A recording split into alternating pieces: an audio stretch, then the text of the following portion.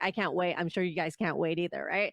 So without further ado, let's welcome our first team for today. We have PowerArena Limited from Hong Kong. Now, just a little bit about them. They were founded by ex-Googlers, is that a word? Ex-Googlers? I guess it's a word now. Okay, ex-Googlers, and it focuses on monitoring and analyzing production sites in real time by making use of the image recognition and deep learning of artificial intelligence technology by finding out the root causes for low efficiency in the manufacturing sector. And also, they aim to optimize production efficiency. So, this is a spiel. You got 5 minutes. Jumpstart your dream now. Thank you. Hey, so hi, I'm Ken from PowerArena. And so we use computer vision to improve, to solve manufacturing problems. So, so I got my master's degree from Stanford, specializing in AI. And then I joined Google before the IPO. I left and I founded PowerArena 2 years ago. And all me and my co-founders were all personally connected to manufacturing. My wife, family, for example, they own a factory that printed a lot of the mooncake packaging, and I kind of like the best IT guy that they have. So they keep on asking me questions about Industry 4.0, which is basically using intelligent machines to replace human. We heard about that before. So when the first ATM came out, it was said that we don't need humans anymore because now everything will be done by the machines. But if you look at the statistics, there are actually more humans working in the banking industry than before. So we have a question about a future like this, that there's light out factory, everything is totally automated, and actually this is the Tesla factory, which had Model 3 production problems earlier. And this is from Elon Musk, that excessive automation at Tesla was a mistake. Humans are underrated.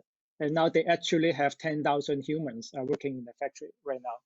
So while many people focusing on the opportunity, especially on machine and automations, we focusing on human and how to make human more productive. The situation is actually very underdeveloped. As an example, you buy a $1 million machines, you have all kinds of metrics.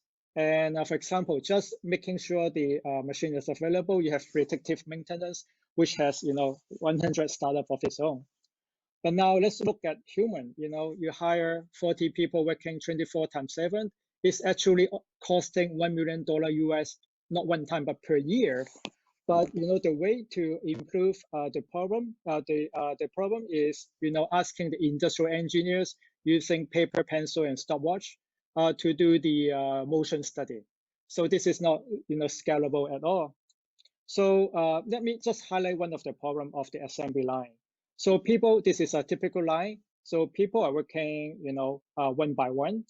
And so this is what the line is. We are connecting using just a typical camera, connecting to our AI, and you can see the red zero over there, right?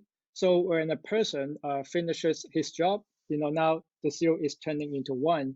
So we're using camera to collect a lot of information from the factory. Here is another example that when they're picking things up and when they're putting things down, it's just a very small timer over there. So we are collecting a lot of information from the shop floor. And the way that we make use of the information is, in the old days, they only have very limited information, but now we have 100% of the information. In the old days for the motion study, right? When the eye is there, the people behavior has already changed, but now we have unbiased data. So the way that we use it as example, we have NDA, so we cannot show the pictures. Our clients launched the system, and there's a particular workstation. The time is very long, and so they go into it. They see some spike. They look at the spike and they find out the problems, and then they can build up the root cause.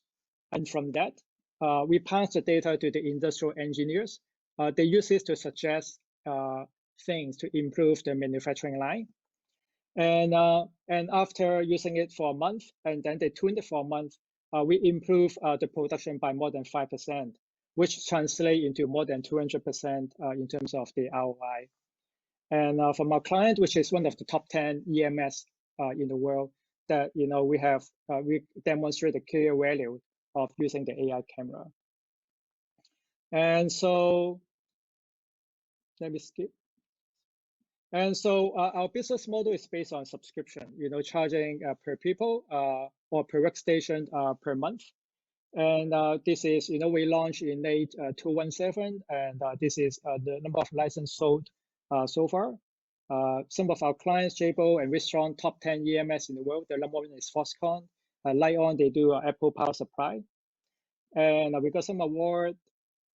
So this is Andy, a VC who current product market fit. He said that he make money when the entrepreneur is right, but also the idea is not consensus.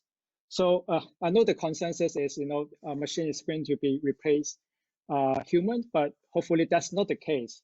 And in the future, hopefully, machine and humans are working together to improve the productivity of the factory. Thank you.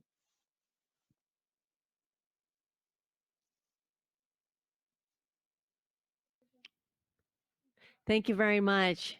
That was perfect. The timing was great. And coming up, this 3 minutes, as I mentioned, is for the Q&A. Judges, please have your questions ready. And if your microphone works, please use your microphone. If your microphone is having difficulties, please feel free to type it into the chat box, which I will help read it out. Thank you very much.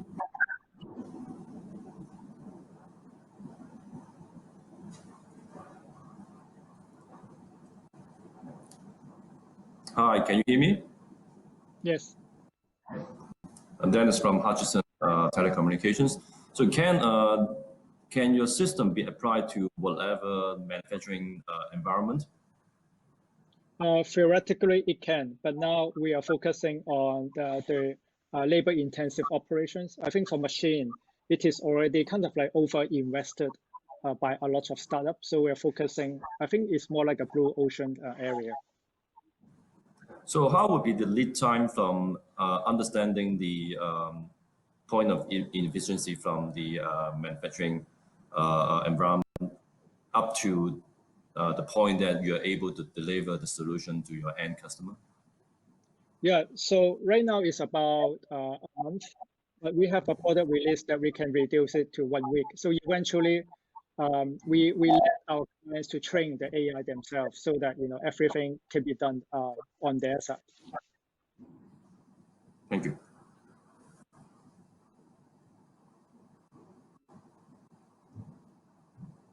Any other? Please go ahead. Hi, it's Tom Powell from Gobi Partners. Great presentation. Quick question.